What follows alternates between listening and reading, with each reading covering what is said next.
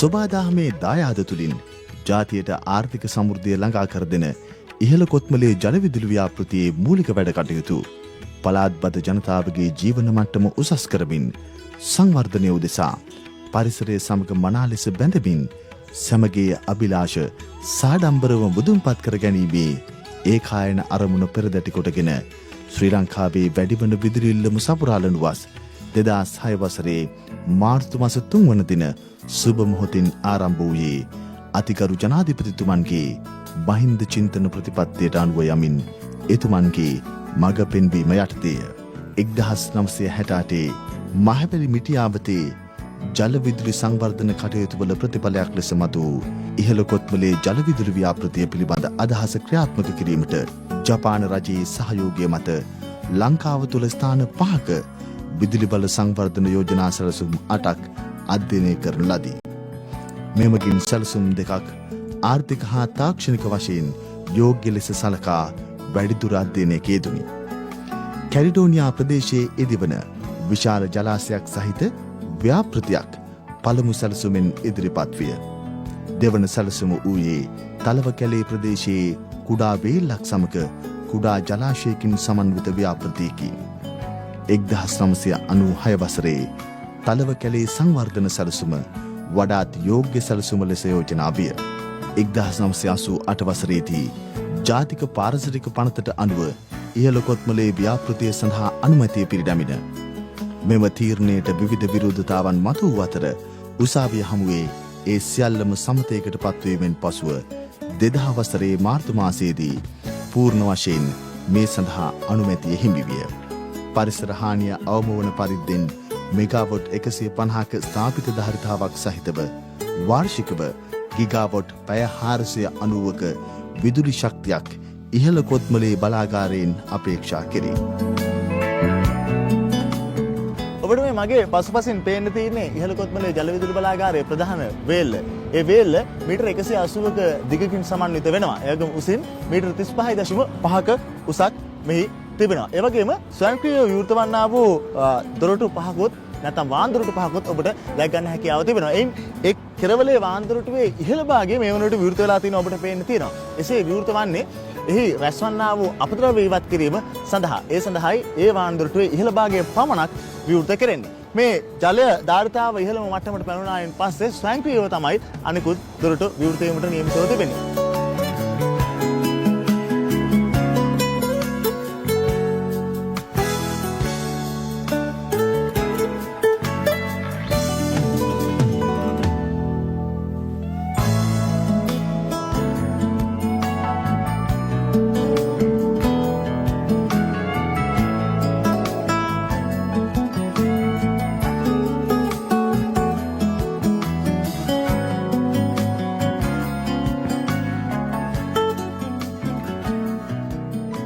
මෙතෙක් ශ්‍රී ලංකාවේ ඉදිකළ දිගම උමන් මාර්ගයේ හිමිකම ඉහළ කොත්මලේ ජල විදුලි ව්‍යාපෘතිය සතු වන අතර එහි දිග කිලෝමීටර් 12.9ක්ද විශ්කම්භය මීටර් 5.2ක්ද වේ.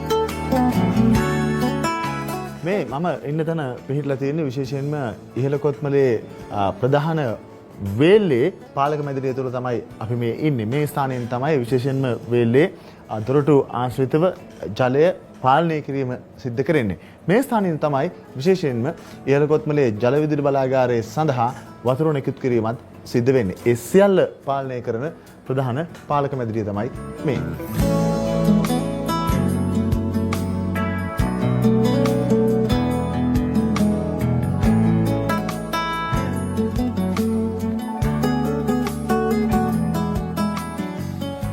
කොත්මලාවේ සාම්ප්‍රදායිකම ගලා ගිය මේ මගේ පහතින් පෙනෙනා වූ ප්‍රදේශය තුරින් ඒ ඉහළ කොත්මලේ ජල විදුලි බලාගාරය ආරම්භ කිරීම සඳහා ඉදිකරන්නට යෙදුණු ප්‍රධාන වේල්ල කොත්මලේ ඔය හරහා ඉදිකිරීම සඳහා වතුර එතනින් නතර කරන්න සිද්ධ වුණා. එසේ වතුර නතර කරායින් පස්සේ විශේෂයෙන්ම සෙන්කාදියාලට සහ ඒ පහත කලාපයට ජලය ගලා යාම නතර වුණා.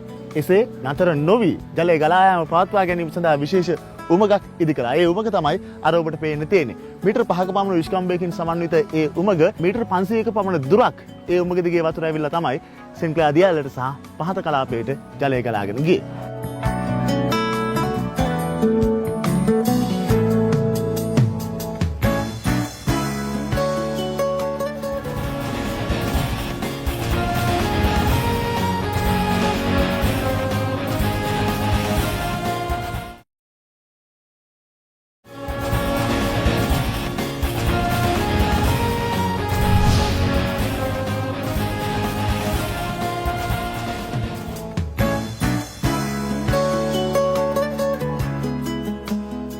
සෙන්ක්ලයා දියඇල්ල ශ්‍රී ලංකාවේ විශාලතම සහ අලංකාරම දියඇලි අතර ඉතාමත් ඉහළ අගයක් ගන්නා දියඇල්ලකි.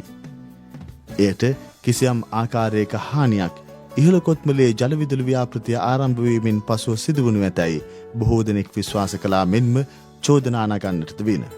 නමුත් සැකතා වාර්තා මගින් නීතිමය ප්‍රතිපාදන මගින් එසේ නොවන බව ඔප්පු වී තිබියදීත් තව තවත් විරෝධතා පැන නගින. නමුත් දැන් පැහැදිලිවම අත්දැකීමෙන් සාක්ෂාත් කරගත හැකි කරුණක් බවට සෙන්ක්ලයා දියඇල්ලේ ජලධාරිතාව පත්වී ඇත. සෙන්ක්ලයා දියඇල්ල පෙරසේම සොඳුරුව තවමත් ගලා හැලමින් පවතී. වෙනසක් වී ඇත්නම් ඒ පෙර නොවූ ආරක්ෂා සහිත නැරඹුම් මැදිරියක් සෙන්ක්ලයා දියඇල්ල වෙනුවෙන් ඉහළ කොත්මලේ ජලවිදුලි ව්‍යාපෘතිය යටතේ ඉදුවීමිය. මම මේ ඉන්නේ ඉහළ කොත්මලේ ජලවිදුලි ව්‍යාපෘතිය යටතේ ඉදු කෙරුණා වූ සෙන්ක්ලයා දියඇල්ලේ විශේෂිත නැරඹුම් මධ්‍යස්ථානය තුල මේ ස්ථානයට ඔබ ආවයින් පස්සේ ඉතාමත් හොඳින් සෙන්ක්ලයා දියඇල්ල නරඹන්න වගේම මේ අවට පරිසරය විඳින්නත් ඉතාමත් හොඳ අවස්ථාවක් ඔබට තියෙනවා. දැන් වඩාත් ආරක්ෂා සහිතව සහ ඉතාමත් හොඳින් සෙන්ක්ලයා නිරීක්ෂණය කිරීමට සහ විඳ දරා ගැනීමට ඔබට අවස්ථාව ලැබී තිබේ.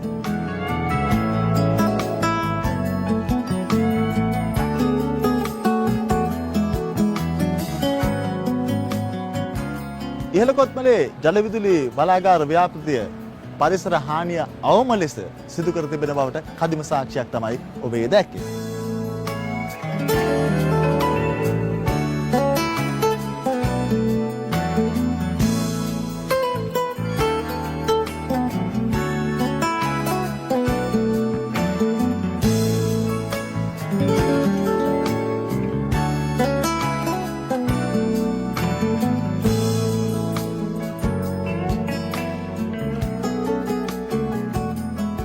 ඉහළ කොත්මලේ ජලවිදුලි බලාගාරයේ ඉදිකරද්දී බොහෝ දෙනාගෙන් චෝදනාවක් ලැබුණා සෙන්ක්ලයා දියඇල්ලට, සෙන් ඇන්ඩ්‍රු දියඇල්ලට, රම්බොඩ දියඇල්ලට සහ පූනාවෙට, ඒ වගේම ඩෙවොන් ඇල්ලට කිසියම් ආකාරයකින් හානියක් සිදු වේ කියලා. විශේෂයෙන්ම ඩෙවොන් ඇල්ලට, රම්බොඩ ඇල්ලට හෝ පූනාවෙට කිසිදු ආකාරයක බලපෑමක් මේ ඉහළ කොත්මලේ ජලවිදුලි බලාගාරයෙන් සිද්ධ වෙන්නේ නැහැ. සෙන්ක්ලයා දියඇල්ලේ කිසියම් ආකාරයක ජල ධාරිතාවේ අඩුවීමක් පෙන්නුම් කරනවා. ඒ අඩුව මකාලීම සඳහා පැයකට වරක් මෙහි සිට ජලධාරිතාවක් මුදා හරිනවා. එය ඝන මීටර 4800ක ජලධාරිතාවක් තමයි මුදා හැරෙන්නේ. පැයකට වරක් විනාඩි 20ක කාලයක් තුල සෙන්ක්ලයා දියඇල්ලේ ජලය අඩුවීම වළක්වා ගැනීම සඳහා ඉහළ කොත්මලේ ජලවිදුලි බලාගාරය අපට ලැබෙද්දී සෙන්ක්ලයාත් එසේම සුරක්ෂිත කිරීම සඳහායි මේ ජල ධාරාව මෙතැන් සිට සෙන්ක්ලයා දක්වා ගමන් කරන්නේ.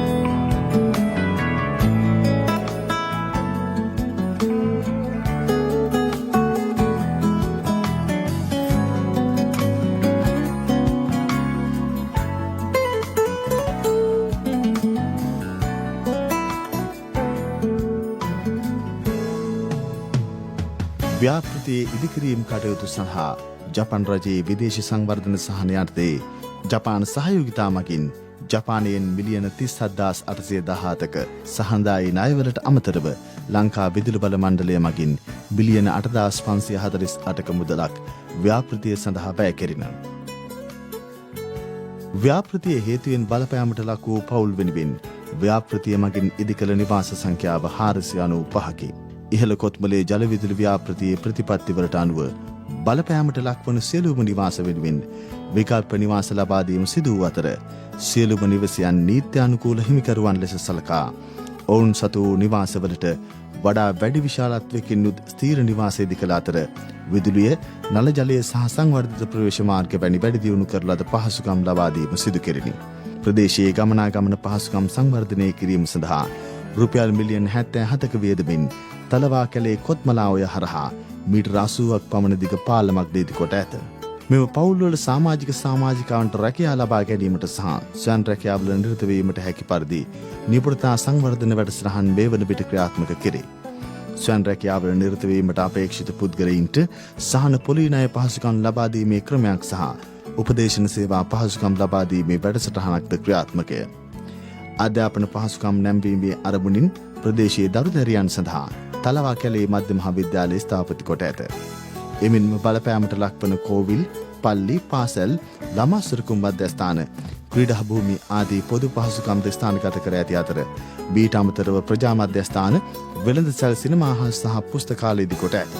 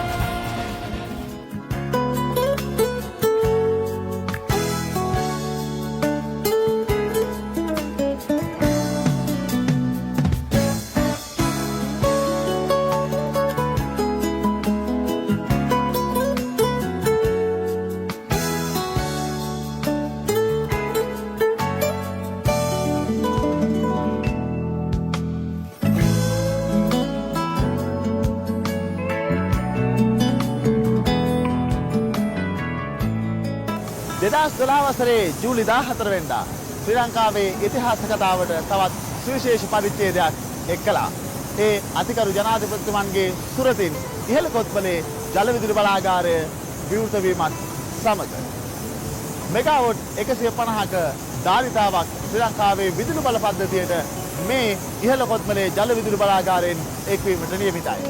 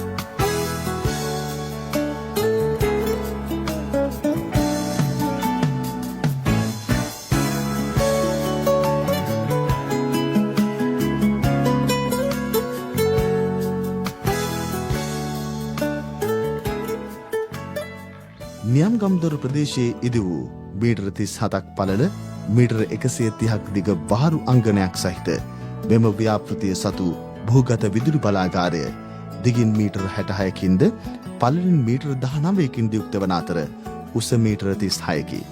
කිලෝමීටර 18ක දිගකින් යුත් ඉහළ කොත්මලේ ජල විදුලි ව්‍යාපෘතිය සතු සම්ප්‍රේෂණ මාර්ගය කිලෝවොට් 220ක ධාරිතාවකින් යුක්ත වේ.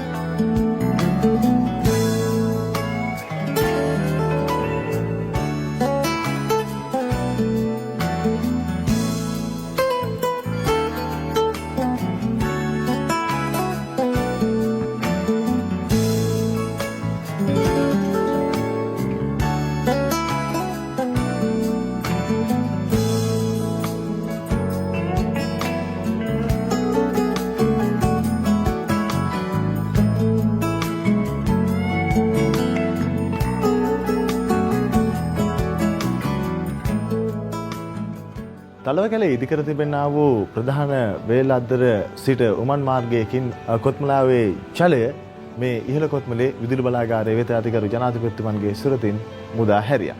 ඒ පැමිණෙනා වූ ජලය මේ ස්ථානයට පැමිණායින් පස්සේ ඇත්තටම මොකද වෙන්නේ කියන කාරණා පිළිබඳ කතා බහ කරන්න තමයි අපි බලාපොරොත්තු වෙන්නේ. අපි ඒ සඳහා එකතු කරගත්තා ඉහළ කොත්මලේ ජල විදුලි බලාගාර ව්‍යාපෘතියේ ව්‍යාප්ති ඉංජිනේරු නිරෝෂන් ඒකනායකව. ඇත්තටම මේ ජලයට ඊට පස්සේ මොකද වෙන්නේ? ඔව් ඇත්තටම කියනවා නම් දැන් තලවකැලේ ප්‍රදේශයේ සිට භූගත උමං මාර්ගයකින් අපි මේ ඉන්න කොත්මලේ නියංගන්දොර කියන ප්‍රදේශයේ තියෙන භූගත ජල විදුලි බලාගාරයට භූගත උමං මාර්ගයේ ජලය ඇවිල්ලා අපේ ටර්බයින් යන්ත්‍ර දෙකක් තියෙනවා අපේ ජල විදුලි බලාගාරයේ. ටර්බයින් යන්ත්‍ර දෙකට පැමිණෙන ජලය ඒ ටර්බයින් යන්ත්‍ර දෙක කරකවලා එයින් සෑදෙන විදුලිය අපේ තියෙන සම්ප්‍රේෂණ මාර්ගයෙන් පහළ කොත්මලේ තියෙන පහරු අංගණයට අපේ පද්ධතිය සම්ප්‍රේෂණය කරනවා. ඒ විදුලි බලය ජාතික විදුලි ප්‍රතිපත්තියට එකතු කිරීම සඳහා ඒ ක්‍රියාවලිය අපි පැහැදිලි කරොත් ඇත්තටම දැන් මේ තමයි අපේ එක් විදුලි ජනක යන්ත්‍රයක මෙහෙයුම් ක්‍රියා කරන පද්ධතිය. දැන් පළවෙනිම අපි කිව්වොත් එහෙම එන ජලය එන්නේ අතරම MIV කියන අපේ ප්‍රධාන වැල්වේට තමයි එන්නේ වතුර. ඒ වැල්වේ ඇරෙනවා. එතන ඊට පස්සේ දැන් ගත්තොත් මේ තමයි අපේ සිද්ධ වෙන ක්‍රියාවලිය පැහැදිලි කරොත් එහෙම මෙතනට එන ජලය MIV කියන වැල් එක ඇරුණාට පස්සේ ඒ ජලය එනවා අපේ ටර්බයින් පද්ධතියට. ටර්බයින් පද්ධතිය ඊට පස්සේ අපේ ටර්බයින් පද්ධතිය කැරකෙන්න පටන් ගන්නවා ඒ ජලය මගින්. ටර්බයින් පද්ධතිය අපේ යන්ත්‍රයේ ඇත්තටම කැරකෙන වේගය එහෙම නැත්නම් භ්‍රමණ වේගය ඇත්තටම විනාඩියකට වට 600ක් තමයි අපේ භ්‍රමණ වේගය. ඒ භ්‍රමණ වේගයට ආවට පස්සේ ඇත්තටම අපි ඊට පස්සේ විදුලිය නිපදවීම සඳහා අපේ ජනක යන්ත්‍රය මගින් ඒ අදාළ වේගයට කියන්නේ අපේ 600ක තත්පරයේ විනාඩියකට වට 600 කියන වේගයට ආවට පස්සේ ජනක යන්ත්‍රය මගින් විදුලිය නිපද වෙනවා පද්ධතියට එකතු කිරීම සඳහා. අපේ පද්ධති ජනක යන්ත්‍රය ඇත්තටම උත්පාදනය කරන වෝල්ටීයතාවය තමයි කිලෝවෝල්ට් 13.8. මෙතන පෙන්වන්නේ අපේ වෝල්ටීයතාවය තමයි අපි පෙන්වන්නේ. කිලෝවෝල්ට් 13.8. නමුත් අපිට පද්ධතියට සම්බන්ධ කිරීම සඳහා අපේ අවශ්‍ය විදුලිය අපිට මීට වඩා ලොකු විදුලි ඒ කියන්නේ අගයකට ගෙනියන්න වෙනවා. ඒ සඳහා අපිට ට්‍රාන්ස්ෆෝමරයක් භාවිත කරනවා. ඒ ට්‍රාන්ස්ෆෝමරේ මගින් අපි මේ නිපද වෙන විදුලිය ඒ කියන්නේ මේ කිලෝවෝල්ට් 13.8 කියන නිපදන විදුලිය කිලෝවෝල්ට් 220 දක්වා වැඩි කරලා ඒ නිපදන විදුලිය අපි මේ කියන්නේ මේ නියංගාන්තර කොත්මලේ සිට පහළ කොත්මලේ වහරු අංගණය දක්වා අපි සම්ප්‍රේෂණ ද්විත්ව රැහන් සම්ප්‍රේෂණ මාර්ගයක් මගින් අපි පහළ කොත්මලේ වහරු අංගණයට සම්බන්ධ කරනවා. එතනින් ඊට පස්සේ අපි ජාතික විදුලි පද පද්ධතියට එකතු කරනවා.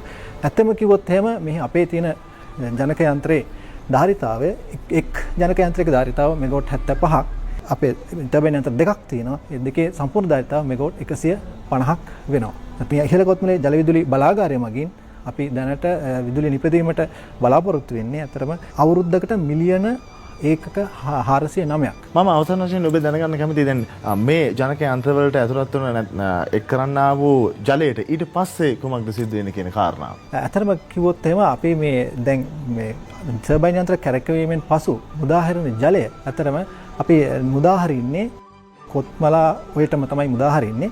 කොත්මලා ඔය කියන්නේ අතර මහවැලි ගඟේම අතු ගංගාවක්. මේ මුදාහරණ ජලය නැවත මහවැලි ගඟට එකතු වෙලා පැරණි කොත්මලේ ජලාශයටම තමයි මේ ජලය එකතු වෙන්නේ. ඒ වගේම නැවතත් අපිට පහළ කොත්මලේ බලාගාරය මගින් අපිට නැවතත් අවශ්‍ය විදුලිය නිපදවලා ඒ වතුර නැවත අපි මේ විදුලිය සහ සම්ප්‍රේෂණ නිදා ගැනීමට තමයි බලාපොරොත්තු වෙන්නේ.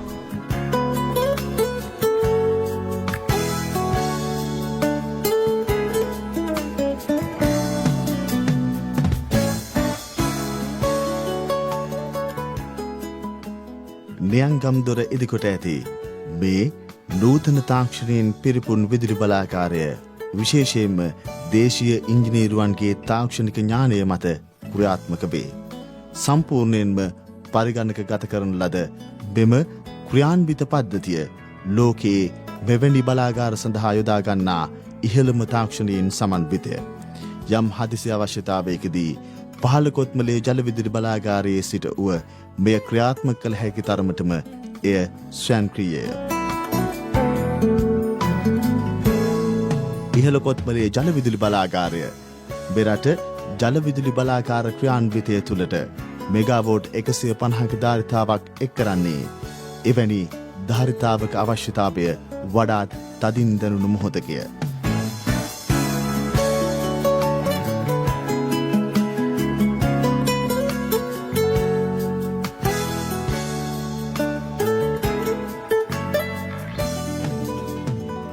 ඒ නිසාවෙන්ම ජාතික අවශ්‍යතාවය අවශ්‍ය මොහොතේ ඉටු කරමින් ශ්‍රී ලාංකීය ජනතාව විදුලි කප්පාදුවේ අවධානමින් බුදා ගනිමින් කොත්මලේ එමෙන්ම තලවා කැලේ ප්‍රදේශයේ ජනතාවට සංවර්ධනීය ඉසව් රැසක් ළඟා කරමින් ප්‍රදේශයේ ජන ජීවිතය වඩාත් ඉහළ මට්ටමකට ගෙනීමින් ඉහළ කොත්මලේ ජල විදුලි බලාගාරය මෙරට ජනතා අයිතියට පැවරුණේ අඳුර බිඳින සැබෑ රිදී නදියක්ම ලෙසිනි.